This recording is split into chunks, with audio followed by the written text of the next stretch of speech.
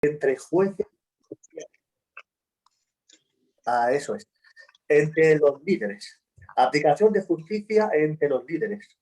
Podemos ver que estos jueces y oficiales tenían que hacer un justo juicio, no torcer el derecho, no hacer acepción de personas, ser justos no solo en lo ceremonial, sino en la vida.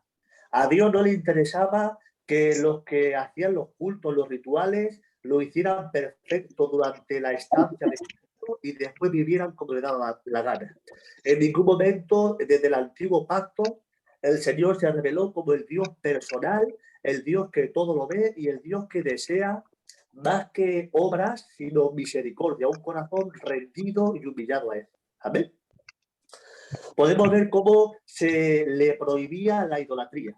Y hace mucho hincapié. El Señor ha estado, coloquémonos un poco en situación, el pueblo de Israel ha estado 40 años en el desierto, ha sido tratado, ha sido apartado también los que desobedecieron, como Coré, como Acán, como muchos rebeldes. Y podemos ver que Israel, podemos ver el pasado y el futuro de Israel. Israel ahora mismo está a la puerta de conquistar Canaán, pero no olvidemos que Israel viene de 70 años en Egipto, donde un país donde era idólatra a no poder más. Pues nos podemos ver que Israel estuvo tiempo observando y mirando las diferentes deidades que había en Egipto, si había gusto para todos los colores. Estaba Ra, el dios del sol, Amón, dios de la ciudad de Tebas, Osiris, dios de la resurrección, Isis, la diosa de la vida, por mencionar algunos, Horus, Anubis, Set. Por lo tanto, el Señor era muy específico, era muy directo para que Israel no fuera como las demás naciones. Quiso sacarlo del paganismo, quiso que se olvidase de su pasado de esclavitud y de idolatría. Bueno, este era el pasado de Israel, pero el futuro, ¿qué tierra iba a conquistar?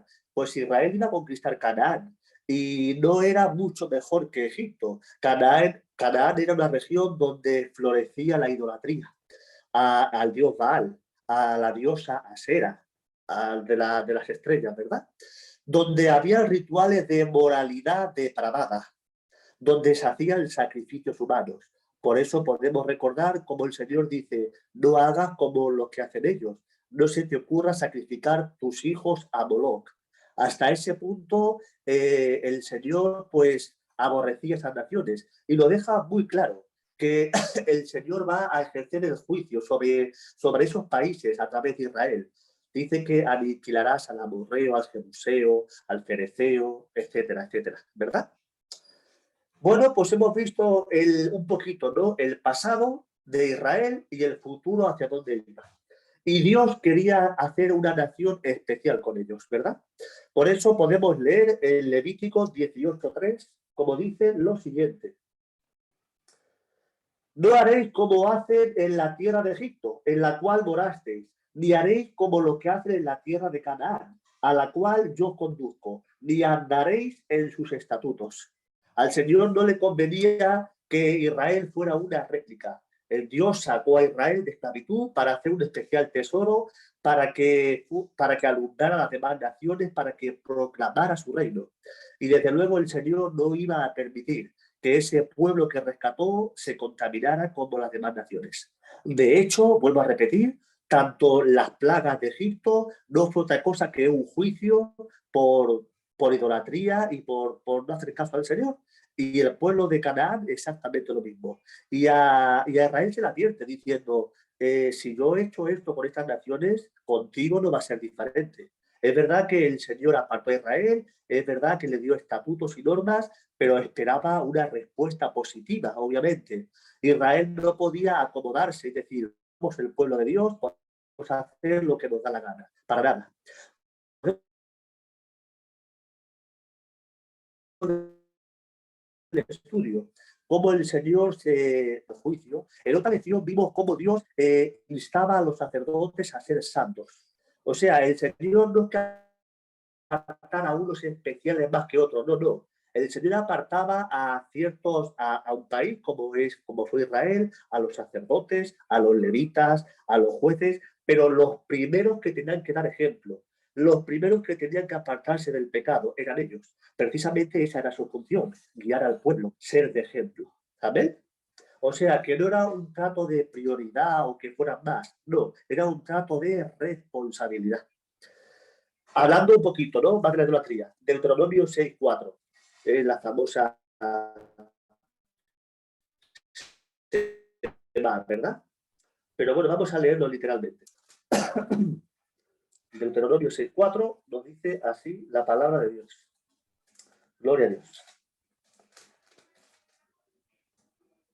Oye Israel, Jehová nuestro Dios, Jehová uno es. Esto que parece, bueno, sí, parece lógico en los tiempos bíblicos donde las naciones eran politeístas, muchos dioses, dioses de la cosecha, dioses del sol, dioses de la luna. Para todo había dioses. Este mensaje era exclusivista. Solo hay un Dios. Solo a Dios adorarás. Y de hecho sigue los 10 mandamientos con Éxodo 23 acerca de la idolatría. Cómo el Señor no iba a permitir en ningún momento que Israel se depravara. 23 hasta el 5. No tendrás dioses ajenos delante de mí. No tendrás imagen ni ninguna semejanza de lo que está arriba en el cielo, ni abajo en la tierra, ni en las aguas debajo de la tierra.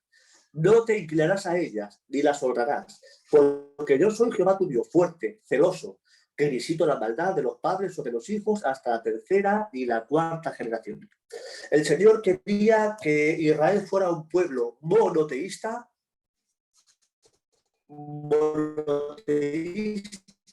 excluyente. O sea, tener un solo Dios y de hecho a Israel tener en memoria. Por eso podemos ver, ¿no? Como Sadrach, Mesach, Abednego, cuando levantan esa torre y esa estatua y le dice, inclínate. Y dijeron, no, no puedo. O sea, yo solo puedo adorar al Dios verdadero. Y de hecho fueron al horno de fuego por eso. Esa era la fidelidad que el Señor demandaba de su pueblo. Amén. Bueno, pues seguimos. Principios de liderazgo y de autoridad. Estos principios de liderazgo y autoridad están enraizados con Éxodo 20:12. Honrarás a tu padre y a tu madre para que tus días sean largos sobre la tierra. El principio de toda autoridad son nuestros padres. El niño crece y la primera figura de autoridad son los padres. Podemos ver el propio Jesús estaba sujeto a sus padres. Podemos ver que la autoridad tenían que apartar jueces justos para juzgar el pueblo. Las cosas más comunes. Para cosas más difíciles, el caso era derivado a los sacerdotes. El pueblo debía respetar la autoridad. De no ser así, era castigado con pena capital para que sirviera como ejemplo. El que, como dice la palabra, el que se subleva, el que se levanta en contra de la autoridad, se está levantando con aquel que la puso, que Dios. Nosotros, gloria a Dios. Espero que se escuche bien, hermanos. El Señor es quien pone la autoridad y el Señor es quien juzga contra aquellos que se sublevan contra la autoridad de Dios. Amén. Gloria a Dios. Seguimos viendo principios de liderazgo y de autoridad. Si se deseaba rey, dice el libro de Deuteronomio, tenía que ser escogido por Dios. Esto lo podemos ver como Israel pidió rey a Samuel, ¿verdad? Tenía que ser escogido por Dios. No abusar de su poder para enaltecerse. Volvemos a lo mismo. Reyes, sacerdotes, profetas, no podían abusar de su puesto y de su cargo. Dios ponía a alguien en lo alto con una responsabilidad y tenían que permanecer fieles en humildad y en obediencia. No podían abusar de su derecho. No era el fin. ¿Amén? Tenían que ser los primeros en guardar la ley. ¿Amén? No, ningún líder, ninguno que pretenda ser líder puede esperar que la gente se someta a él si él no se somete a Dios. Ningún cabeza de familia, ningún hombre puede esperar que su mujer se sujete por amor a él si él no está sujeto a Cristo. Todos estamos sujetos a autoridad y los unos con los otros. Amén. Se puede ver que se confirma la elección de los levitas como guías a la adoración y al servicio de Dios. Los profetas tenían que ser puestos a prueba con dos vertientes. Uno, su conducta, su santidad, y luego su profecía, su cumplimiento. El Señor es claro al respecto. Que queréis saber si un profeta es de Dios, queremos saber si un profeta está hablando por voluntad de Dios. Uno, su conducta, su santidad ya habla mucho, pero si lo que él dice no se cumple, obviamente no está hablando por boca de Dios. Pero si tiene cumplimiento, está hablando por boca de Dios. Amén. Dios deja claro que la máxima autoridad en el antiguo pacto en ese entonces era la palabra de Dios hablada por medio de Moisés, caudillo y legislador. Qué bueno como el Señor siempre resalta aquello que escoge y aquello que aparta. Cuando criticaron también a Aarón, podemos ver cómo la vara de Aarón reverdeció, estaba declarando el ministerio puesto por Dios a través de él. Amén. Gloria a Dios. Asuntos relacionados con el sexto mandamiento, que es no matarás. Aquí hay un detalle importante. Nos habla de las ciudades de refugio. Las ciudades de refugio era un lugar reservado para el homicida involuntario previa investigación. Los levitas, los que estaban a cargo, tenían que investigar el caso y cuando se demostraba que el asesino no había sido con premeditación, que había sido un accidente, entonces se le daba asilo en la ciudad, ¿verdad?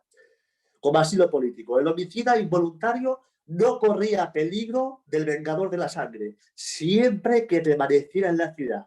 Si el vengador de la sangre encontraba al homicida fuera de la ciudad, lo podía matar y no habría castigo. Porque el homicida no estaba, el asesino sin intención no estaba dentro de los límites de la ciudad. Tenía que permanecer en la ciudad hasta la muerte del sumo sacerdote. Podemos ver que en todo el territorio habían 6 ciudades al oeste del Jordán, separadas entre ellas entre 110 kilómetros. Desde cualquier punto, lo máximo que separaban entre ellas eran 55 kilómetros. O sea que el Señor proveyó de accesibilidad. El Señor, digamos que pudo poner a cargo un lugar donde el homicida pudiera huir sin tener que hacer grandes distancias. Estaba al alcance de su mano. Amén. Gloria a Dios. Podemos ver cómo el Señor habla, ¿no?, acerca de la protección de la vida humana y de lo que le rodea. Se prohíbe mover los límites del territorio. En este caso habla de piedras, que era lo que separaba cada porción de la heredad que había recibido cada tribu de Israel. Dios quería erradicar el abuso de propiedades y evitar enfrentamientos que podían acabar con la muerte. Cuando uno veía que alguien le estaba quitando su terreno, pues obviamente ahí había un conflicto y podía acabar en muerte. Y eso era lo que Dios quería evitar. Proteger la propiedad ajena y proteger la propia vida de los individuos para que no se matasen. Evitar eso, ¿verdad? Dios protege la inocencia de los acusados, pidiendo varios testigos. Dice que ni por un testigo, no, tiene que ser 2 o 3 testigos cuando ocurría algún incidente. Con acusaciones que no se contradigan. El testigo falso recibiría el castigo que pedía. Podemos ver un ejemplo en Amán y Mardoqueo en el libro de Esther. Amán, que acusó falsamente a Mardoqueo, le preparó esa horca y esa misma horca que preparó para Mardoqueo fue la que fue usada para él para morir. Fue ahorcado con la propia trampa que estableció. Podemos ver un poco, ¿no? Leyes sobre principios sobre la guerra. Deuteronomio 20, versículos 10 y 12, dice que Israel no debería empezar el conflicto, sino buscar la paz. De no poder ser, entonces entraría en guerra. Una cosa es las ciudades que Dios le dijo específicamente que erradicara, pero otra cosa es los contornos de Israel. Dios no le mandó a Israel que exterminara al mundo entero, ni mucho menos. Dios fue específico, con la tierra específica, con las personas específicas, que los exterminaran por juicio divino. Pero otros países dicen que procuraran tener la paz. Ahora bien, cuando no era imposible, cuando eran atacados, pues tenían que defenderse, ¿verdad? Con Canaán pasaba como con los egipcios. Los juicios soberanos de Dios caerían sobre ellos. Podemos ver que a lo mejor parece un poco sanguinario el tema, ¿no? Ojo por ojo, diente por diente, mano por mano, pie por pie. Pero si nos situamos en el contexto temporal, en ese tiempo se llevaba, si alguien te hacía 1, tú le podías hacer 20. Si alguien te robaba 5, tú le robabas 20. En lo que el Señor está hablando con la ley del talión, ojo por ojo, diente por diente, es un castigo acorde a la ofensa. Y eso está incluso en el Código Penal de España, con diferentes grados de delito y con diferentes castigos. Amén.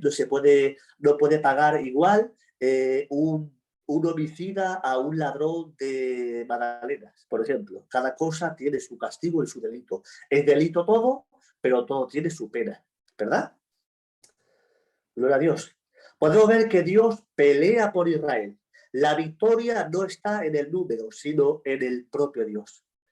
Podemos ver cómo el Señor habla, dice, hay alguno que ha levantado casa, que se vaya a ser que otro la edifique. Hay alguno que se ha casado hace poco, que vaya y que disfrute con su mujer.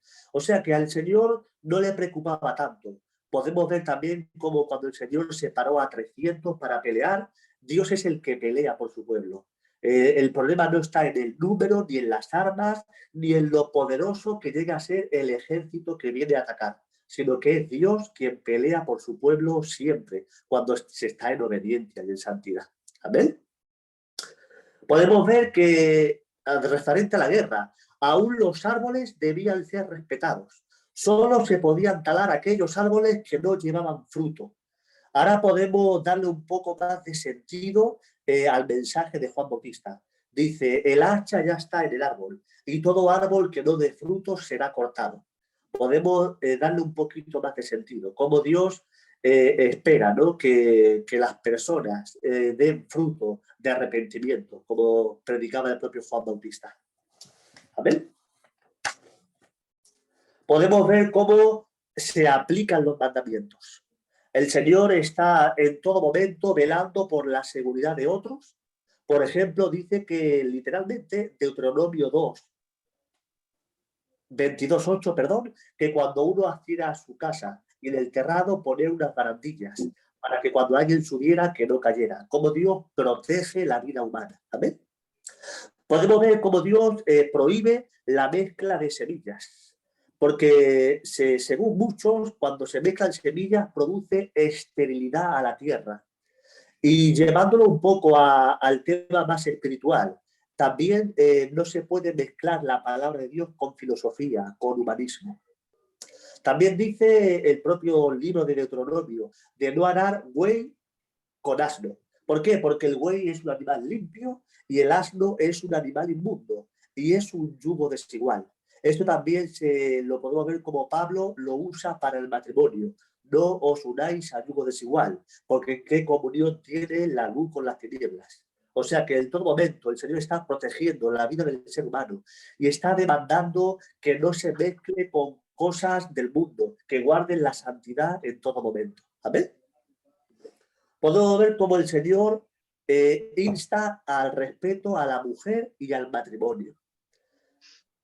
Podemos ver cómo el Señor manda que se le dé asilo a los esclavos, a los fugitivos, como Dios había liberado a Israel desde la esclavitud.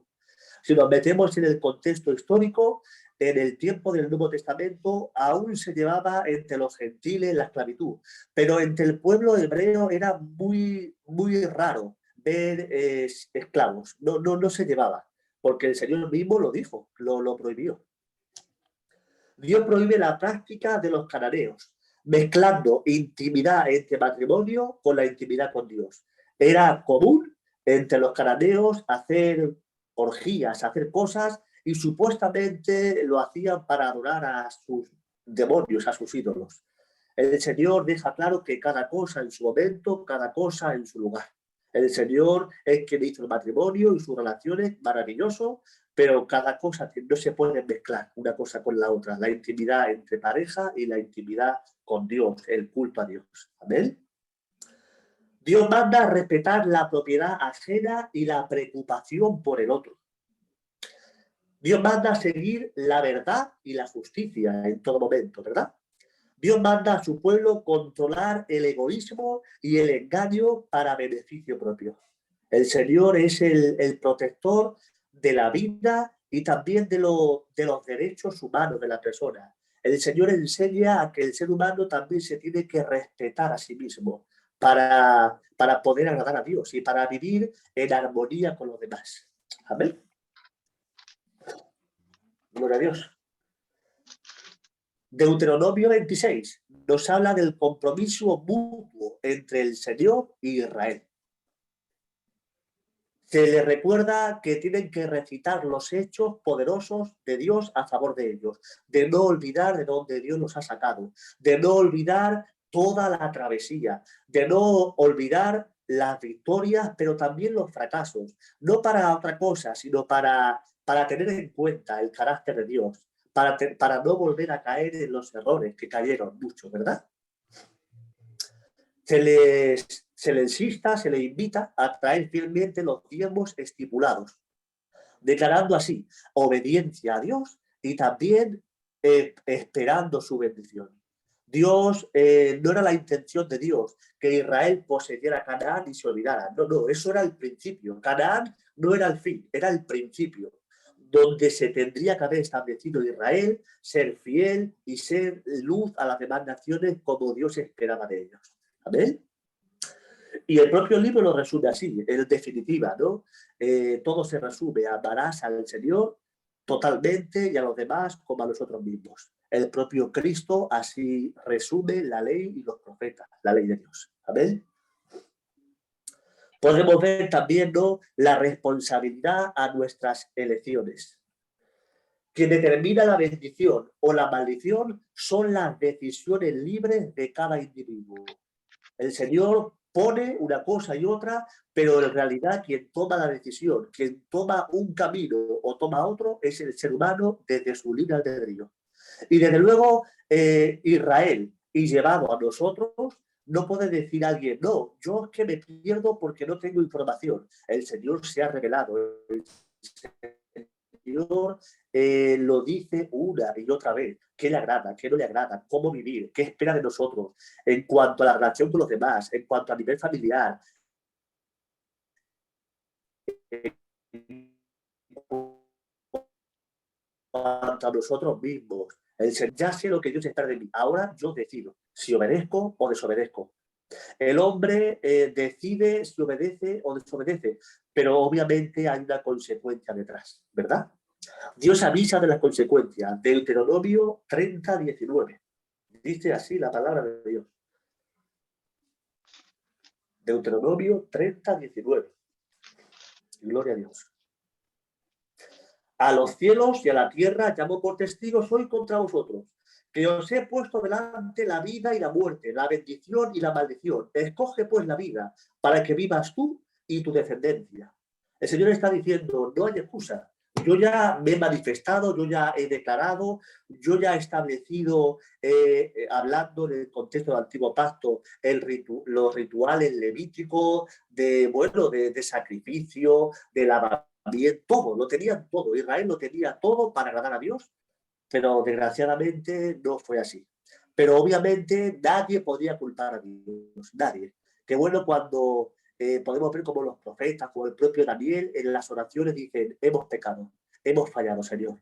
En ningún momento podemos ver cómo los profetas intentan autojustificarse. Israel fue vendido por los filisteos, Israel fue deportado por Babilonia, etcétera, etcétera, por su día. Y no tenía excusa. No podía decir que Dios no se le había mostrado claramente. Israel cayó y pecó por duros de cerviz, por cabezón, por idólatras, y así nosotros, Dios también se ha revelado aún de una manera más poderosa, más directa, y no podemos poner excusas ante Dios. Somos responsables de nuestros actos. Amén. La bendición no es recompensa por buenas obras, es la vida que Dios desea. Perdona, Dani, no se te entiende. Yo sí lo entiendo bien, ¿eh? ¿Sí? Ah, bueno, pues entonces seré yo. No, repite lo último que has dicho. Hablando de la libre elección, como dice Dios, llamo por testigos al sol, a las estrellas, de que he puesto en vosotros dos caminos. Me vengo a referir que el Señor, digamos, que dice a su pueblo, yo ya he hecho todo lo que tenía que hacer, yo ya me he mostrado, yo ya os he dado las herramientas necesarias para seguirme. Y decía que en el Antiguo Testamento los apóstoles, los profetas, cuando oraban a Dios, no se autojustificaban, decían, hemos pecado, Señor, tú nos has dado todo y nosotros hemos desobedecido. En ningún momento podemos ver que Israel se podía autojustificar ante Dios, porque lo tenían todo y fallaron. Llevándolo al contexto actual, el cristiano no puede autojustificarse cuando desobedece. El Señor es claro, el Señor es directo, como el propio texto dice. No está en el cielo para que la cumplas. Tenemos el Espíritu Santo que nos redarguye, que nos convence, la palabra, todo. Y es cierto que somos débiles, es cierto que perfecto no hay ninguno, pero el cristiano que persiste en pecar, el cristiano que no quiere obedecer, no tiene excusa ante Dios. Tiene todos los recursos que Dios le ha dado a su alcance para seguirle. Amén.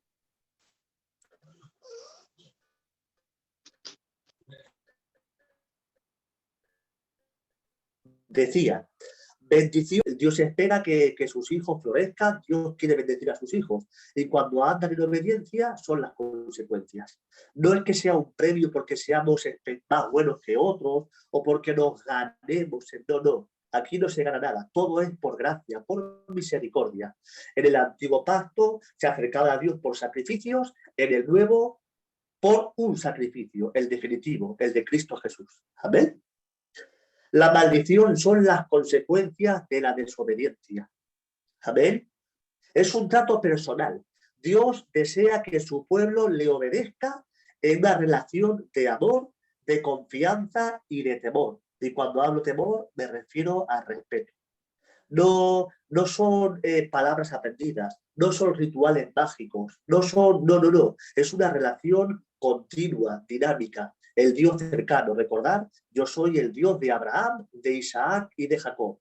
Dios no dijo, yo soy el Dios de los ejércitos de la nube, no. Dios se identifica con las personas. El Dios Todopoderoso quiere establecer contacto con las personas. Por eso se le llama a Jesús el Hijo del Hombre. Él nos representa a nosotros. Tenemos a un Dios que es espíritu, pero tiene cualidades de persona para relacionarnos con Él, para tener una relación continua con Él. Amén. Nosotros no hablamos con alguien, hablamos con alguien que tiene oídos, ojos y boca y habla. Amén. Podemos ver que Cristo cumplió toda la ley por nosotros, ¿verdad? En Cristo tenemos esperanza de bendición. No que Dios esté obligado, sino por misericordia. El Padre, si nos ve como nos acepta como hijos, si tenemos el espíritu de adopción por el cual clamamos Abba Padre, es a través de Jesucristo. No es porque nos portemos muy bien, no es porque vayamos a hacer el camino de Santiago, no. Es por la obra y por la gracia de nuestro Señor Jesucristo. Amén. La Iglesia no está bajo el antiguo pacto del Sinaí, sino en el nuevo pacto en su sangre. Este es el nuevo pacto en mi sangre. Recordad cuando en la última cena, ¿verdad? Es la sangre de Cristo, obviamente, en su vida. Pero los principios del pacto antiguo sí que siguen vigentes, ya que Dios es el mismo. Amén. Para salvación, para santificación, ya no hace falta becerro, ya no hace falta sacrificios ni rituales. En Cristo estamos completos, en su sacrificio tenemos acceso. Pero las normas de cara a la santidad, de cara al respeto a los hermanos, de cara a lo que Dios es, eso no ha cambiado. Amén. Se nos insta a no separar lo horizontal, o sea, el trato por igual entre los hombres, a lo vertical, de abajo arriba, o sea, de Dios a los hombres, Dice, si no me equivoco, el apóstol Juan, si alguno dice que ama a Dios, pero aborrece a su hermano, el tal es mentiroso. No podemos decir, yo amo mucho a Dios, pero aborrezco a todo lo que me rodea. Eso no tiene sentido. De hecho, como hemos dicho antes, se resume en dos, ¿no? Amarás a Dios como sobre todas las cosas y al prójimo como a ti mismo. No son indivisibles. Lo horizontal de lo vertical, ¿verdad? Moisés, antes de su muerte, en su cántico profético, declara cómo Dios juzgará a su pueblo cuando éste se aparte de él. Podemos ver cómo el Señor claramente le muestra todo lo que va a acontecer, cómo Israel se va a detrabar, cómo Israel va a desobedecer y cómo el Señor lo va a enjuiciar. Nada le pilla de sorpresa a Dios. Él es omnisciente. ¿Amén? Podemos ver también al final del libro de Deuteronomio el traspaso de liderazgo de Moisés a Josué. Hay un detalle bonito, como Moisés aceptó el cambio, aún su muerte sin quejas. A veces hay reyes que se sujetan al cetro, al trono, cuando Dios ya lo ha sacado, como Saúl, que no que estaba ya desechado y el tipo se agarraba al poder que tenía cuando Dios ya no estaba con él. Qué bueno también saber en un liderazgo cuando se ha acabado el tiempo, cuando le toca a otro, no sentirse amenazado porque viene otro, no tomártelo a mal, sino entender que el Evangelio, el reino de Dios, no reside en una sola persona, que tiene que ser predicado y dejar huellas como Moisés dejó unas huellas tremendas tras su muerte, durante su vida.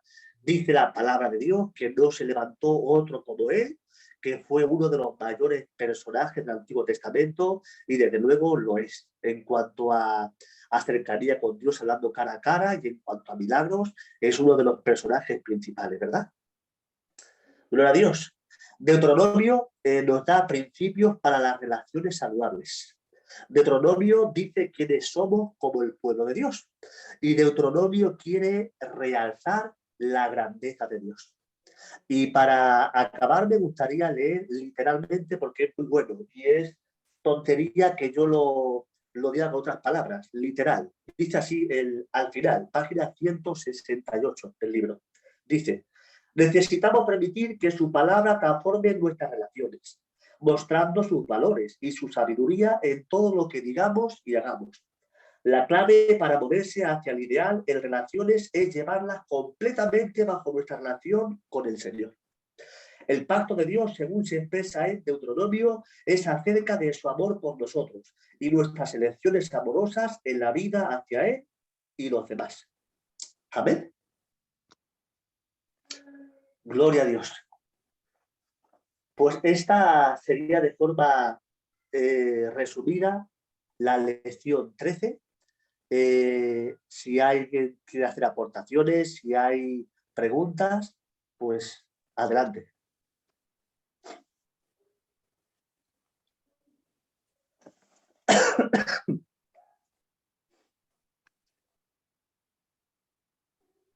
Amén. No parece que haya muchas aportaciones. Bueno, alguna pequeña aportación, ¿no? Por ejemplo, creo que es el capítulo 4, 6, 4, no me acuerdo bien, en la que dice que Jehová es Dios, Jehová uno es. Esta frase se le llama el Shema o el Shema de Israel y esto es continuamente repetido actualmente en los muros en el muro de Jerusalén, ¿no? Porque es una de las bases del judaísmo, pero también tendría que ser una de las bases nuestras, ¿no?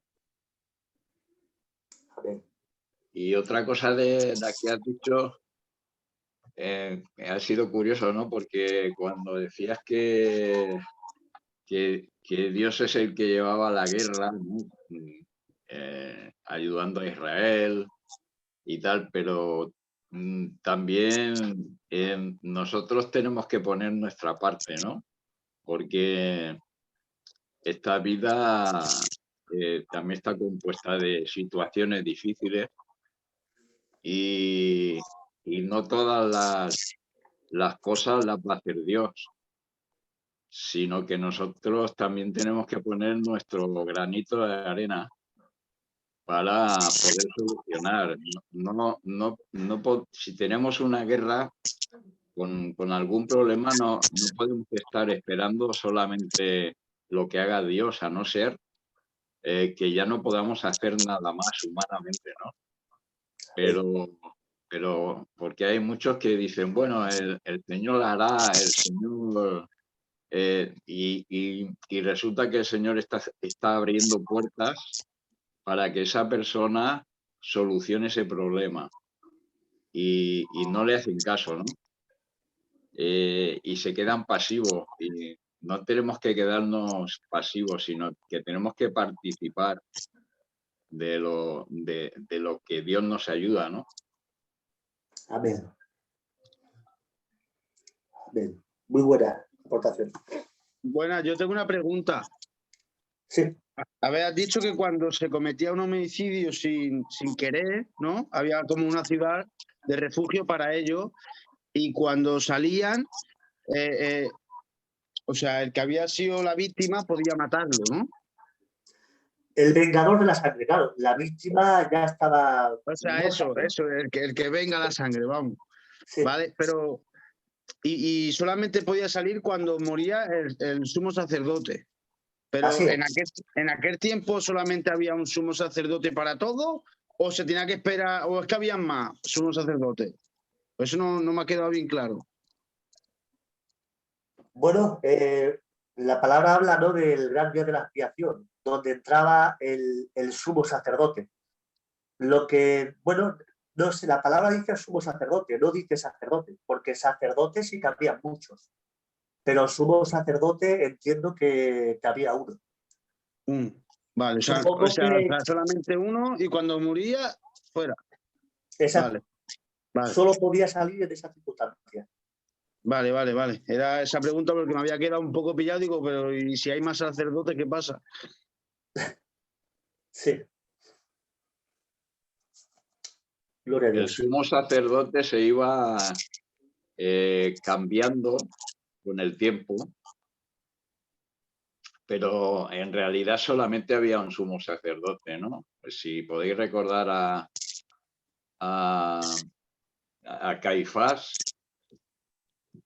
en Jerusalén cuando estaba él de sumo sacerdote, y entonces siempre se cambiaba, no sé exactamente el tiempo que se estaba de sumo sacerdote, ¿no? En ese tiempo, no lo sé.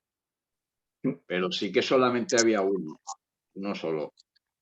Porque si hubiera habido muchos, el fugitivo no hubiera podido salir en la vida. Gracias, Josep. Así, yo tengo una pregunta. Sí. No va mucho con el tema, pero ahora que dices lo del tema del sumo sacerdote y eso, ¿es en eso lo que se basa la Iglesia Católica para hacer, o sea, para confirmar el papado? O sea, como hay ahora un papa y los sacerdotes o los cardenales, es como haciendo la similitud al sumo sacerdote y a los sacerdotes de antiguamente del tabernáculo, ¿qué?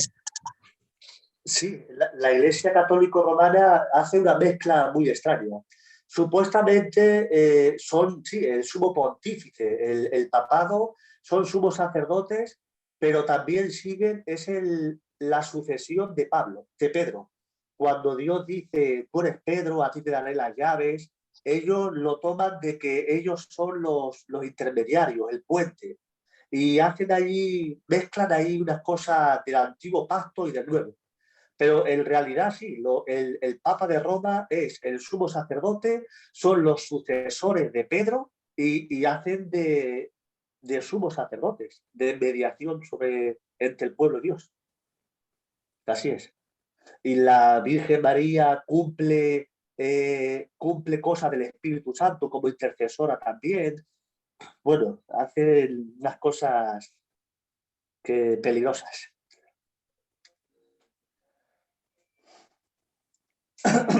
Bueno, añadir que la Iglesia Católica tiene al Papa como infalible, como un representante de Cristo en la tierra. Ya no es solamente como un sumo sacerdote, sino como un representante. Y la palabra que el Papa habla in cátedra, no sé cómo se llama esto, la dan tan real como si fuera inspirada por el Espíritu Santo. O sea, que la hacen inerrante y la hacen infalible, ¿vale? Esto añadir un poquito porque es así, porque no solamente dicen que el Papa es un sucesor de Pedro, sino que dicen que es un representante de Cristo, como si fuera Cristo aquí en la tierra. Sí, sí. Se quitan el sacerdocio de Cristo, intercediendo por nosotros y lo ponen a él, ponen una figura humana. Sí, así es. Gloria a Dios. Bueno, una de las modernidades que habla de Deuteronomio también, yo quiero decir esto a favor de las mujeres, ¿no? Porque se creía que en Israel las mujeres no eran, o sea, las tenían menos que una colilla, ¿no? Pero aquí podemos ver en Deuteronomio que el Señor respeta a las mujeres. ¿Por qué? Bueno, uno de los peligros que se corría en aquel tiempo, que también tiene que ver con la pregunta que le hacen al Señor, que cuándo podían divorciarse. No, creo que eran los fariseos los que le preguntaron, no recuerdo si eran fariseos o saduceos, no me acuerdo. Pero había la costumbre de que cuando había una mujer más joven de la que ellos tenían, se daban el derecho a sí mismos de sustituirla por la más joven, ¿no? Habla un poquito de esto aquí. Y lo que decía Deuteronomio era que defendiendo los derechos del matrimonio y de la mujer, era que esto no lo podían hacer, ¿verdad? Y bueno, vemos cómo adelantados estaban, ¿no?, las leyes del Señor a las actuales, porque en las actuales aún están sacando leyes nuevas para favorecer a las mujeres. Y sin embargo, el Señor ya lo hacía en ese tiempo, ¿no? Amén. Amén. Josep, también Sí. dice un proverbio, le dice al hombre, pasa tu vejez con la mujer de tu juventud. Sí, claro que sí. Es muy bonito ese significado, ¿no? Porque qué bueno es que los que llevamos ya algunos años, ¿no?, por la mujer de nuestra juventud, podamos envejecer con ella, Amén. ¿no? Claro que la vida no es bonita en algunos tiempos. Claro que hay discusiones, claro que no siempre nos vamos a llevar en perfecta armonía, pero lo importante es que respetemos a las mujeres, igual que ellas a nosotros, ¿no? Pero sí, está hablando de la mujer de la juventud. A mí eso, como ya soy mayor, me gusta escuchar ese proverbio. Qué bien. Hay algunos Y sí, que... han puesto un de esto que decía que qué bonita es la fidelidad, por supuesto. La fidelidad es un bien en el matrimonio, con mucho valor. Amén. Hay algunos que dicen erróneamente que Dios aprobaba la poligamia a muchas mujeres, y eso no es así. Es cierto que el Señor lo permitió hasta cierto punto, Y tenemos que ver a la palabra de Dios, la revelación de Dios, como de una manera progresiva. Es el mismo Dios, son las mismas normas, pero Dios se ha ido revelando al hombre poco a poco, ¿verdad? Y claramente, ¿no? El propio libro de Deuteronomio habla acerca de un rey que no tuviera muchas mujeres porque se le apartaría el corazón de Dios hacia ellas, ¿no? Y el Señor cómo eleva el matrimonio, cómo eleva la relación diciendo cualquier hombre que solamente piense y mire a otra mujer con deseos ya está cometiendo adulterio. Cómo el Señor eleva el estatus, ¿verdad? Gloria a Dios. Sí, Salomón, sí, todos los antiguos eran promiscuos. Sí, sí. Otra de las cosas que, perdonadme que me tome este tiempo, pero como no se mete nadie, pues me meto yo con vosotros. Me sorprende el trato que tenía el Señor con las viudas, los huérfanos y sobre todo con los extranjeros. Y qué poco respeto hay hoy en día por estos tres sectores de la sociedad, ¿no? Que son los más débiles, porque los extranjeros son los más débiles, porque han salido de sus países sin nada. No sé si acordáis las imágenes de los que salían de Afganistán, ¿verdad? Que salían sin nada, se montaban en el avión solamente con la ropa puesta, ¿no? Y cómo el Señor le recuerda a Israel que ellos fueron extranjeros en Egipto y que eran esclavos, ¿no? Bueno, todo eso tiene un simbolismo, pero lo que a mí me sorprende es que el Señor habla de tratar a los extranjeros como a los naturales. O sea,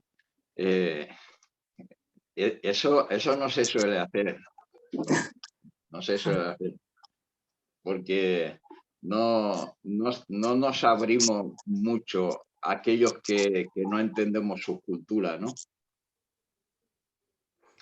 Y el Señor lo que pretendía era esto, que ellos, pues, o sea, que el pueblo de Israel integrara a esos extranjeros como si fueran israelitas, enseñándoles primeramente el idioma, segundamente las costumbres y tercero las leyes. Y por supuesto a conocer a su Dios, ¿no? Y la verdad que la primera vez que leí eso, de que debían tratar al extranjero como al natural, que creo que está en Levítico, no me acuerdo muy bien, pero aquí en Deuteronomio vuelve a aparecer. Y creo que deberíamos aprender, ¿no?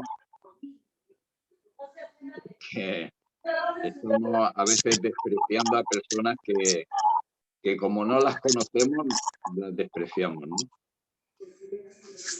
Vaya. Vaya. Bueno, yo también decir, como dice usted, que en la ascendencia de Jesús hay varias personas que eran del pueblo gentil, que se hicieron judías, como Abraham la ramera, como Ruth, y están en la ascendencia de Jesús. O sea, que Dios la adoptó como pueblo y como israelita, ¿no? Tenemos que aprender del maestro, claro está. Vaya. Amén. Amén. Otra de las curiosidades que a mí siempre me ha llamado la atención del Deuteronomio, creo que es 28 y 29, que es donde se nombran las bendiciones y las maldiciones. Las maldiciones, si no recuerdo mal, son el doble que las bendiciones. Y eso hay que tenerlo en cuenta, ¿eh? Porque las maldiciones que sean el doble de las bendiciones da mucho que pensar, ¿eh? Es un detalle que me viene a la cabeza, ¿no? Yo cuando me lo dijeron no había caído, pero si podéis leer el capítulo 28, 29 creo que es, y veréis ahí las bendiciones por un lado y las maldiciones por otro. Amén. Amén. No, y añado otra cosita.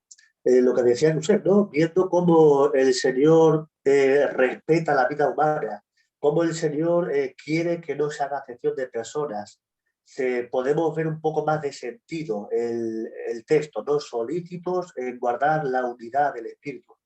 En el siglo I, cuando la Iglesia empezó, empezaron a haber problemas entre judíos convertidos al judaísmo y entre la propia Iglesia. Y los apóstoles perdieron la cabeza para mantener el pueblo en unidad, para que no hubiera barreras, para separar la cultura de lo que somos hijos de Dios y hermanos. Y es muy importante, ¿no? A veces, en nombre de Dios, podemos romper la unidad y eso es contradictorio. Tenemos que amarnos, tenemos que respetarnos y tenemos que valorarnos. Y no podemos poner a Dios como excusa siendo legalistas, porque el primero que desea que nos respetemos, que nos valoremos, es el Señor. Amén. Amén. Bueno, yo quería hacer más una aportación de lo que ha dicho José antes, lo del SEMA. Y es verdad que el SEMA es un pilar de los judíos, o sea, hoy Israel, que Jehová uno es. Pero, ¿qué es lo que pasa? En el Nuevo Testamento había muchos partidos políticos, como, por ejemplo, podemos hablar de los fariseos, de los saduceos, todos los feos, para entender. Y estaban todos de acuerdo en algo, en que Jehová uno es, tanto en el Nuevo como en el Viejo. En latín, si no recuerdo mal, es una untia, tres upostras, una esencia, tres personas. Que Dios bendiga. Muy bien, muy bien. A mí otra cosa que me sorprende mucho es el esfuerzo que tiene el Señor para respetar la reputación de las personas. Cuán importante es tener reputación, ¿no? Actualmente, ¿cómo se están quitando la reputación los unos a los otros, ¿no?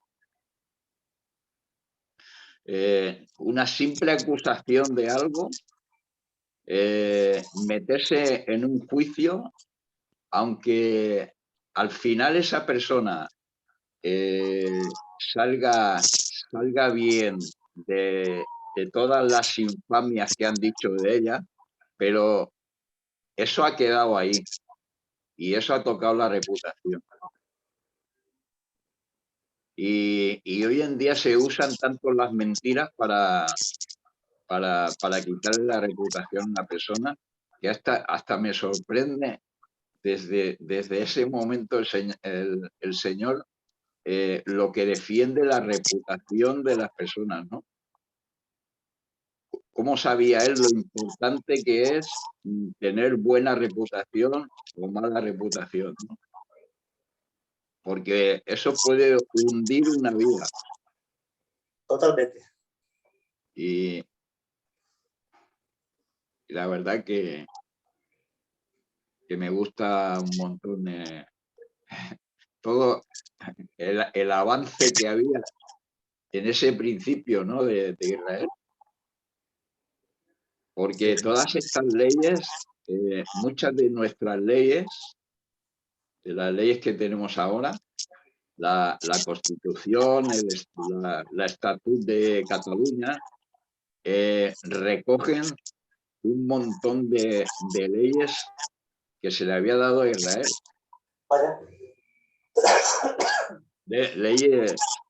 Leyes como estas aparecen en estos dos que os he dicho. Una vez estuve hablando con un abogado que era cristiano y me comentó todo esto, ¿no? Y lo estaba recordando cómo nuestras leyes, después de tantos años, siguen habiendo las recomendaciones que le dio Israel el Señor a Israel. Amén.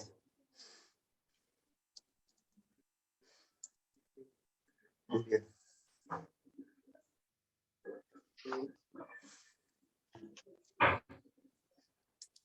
¿Hay alguna aportación, alguna pregunta más? Ahora que está acabando el libro, pues sería, si tenéis alguna pregunta, algo, haremos varios que podemos contestar. O intentarlo, al menos.